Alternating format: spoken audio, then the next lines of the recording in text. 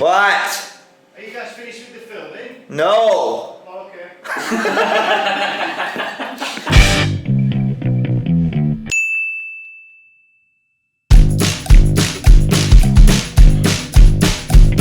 Do more of these interviews. Yeah, but yeah, you have to be your birthday.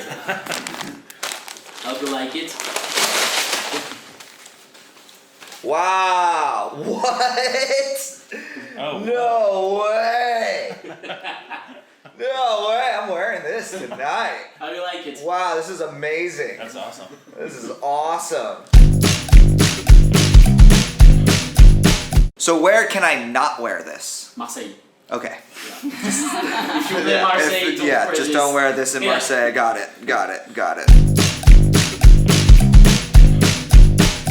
Because nobody really is free, man. Yeah. It kind of started off as a joke, the whole record name. It was kind of a stab at the music industry, being like music has just become free, but it's not, because it's, $10 a month for your service or whatever. It's not that hard if you don't make it that hard. Like, whatever you're gonna create, the number one thing that's gonna get in the way is yourself. So if you just get rid of that bullshit.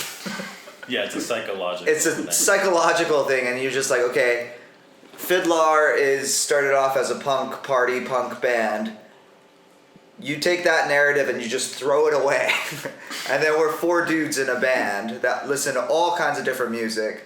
So without it being like a goal, being like, oh, we have to maintain this punk rock party punk thing.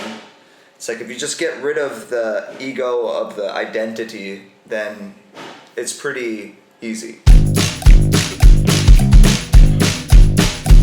That's like generally how it worked, I think, in the past, and then this one, in this album, we kind of opened it up a little more so that like we all kind of contributed to each other's songs in a way that we didn't really do before. Before it was kind of like, here it is, Yeah.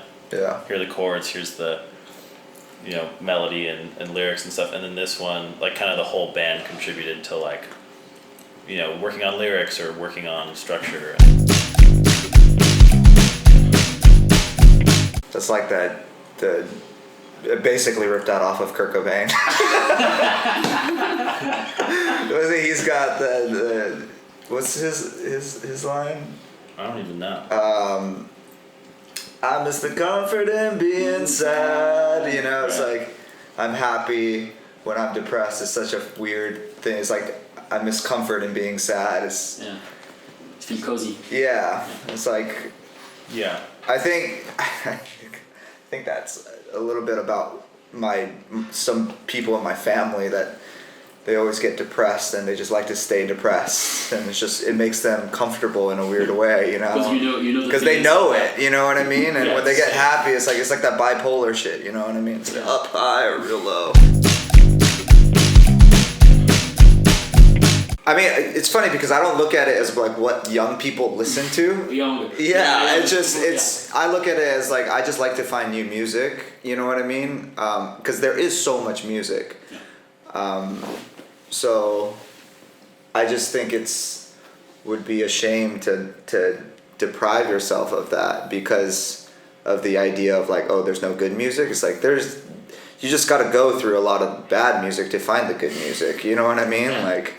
Quest. Yeah, I mean, it was like that in the 70s, it was like that in the 80s, 90s, 2000, like it's been like that. It's just a little bit easier to find music nowadays, so everybody says that there's no good music, but I think there's a lot of really good music out.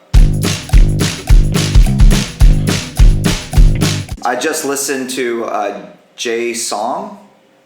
You know Jay Song? Jay Song. It's pretty good. The new Brockhampton album's great.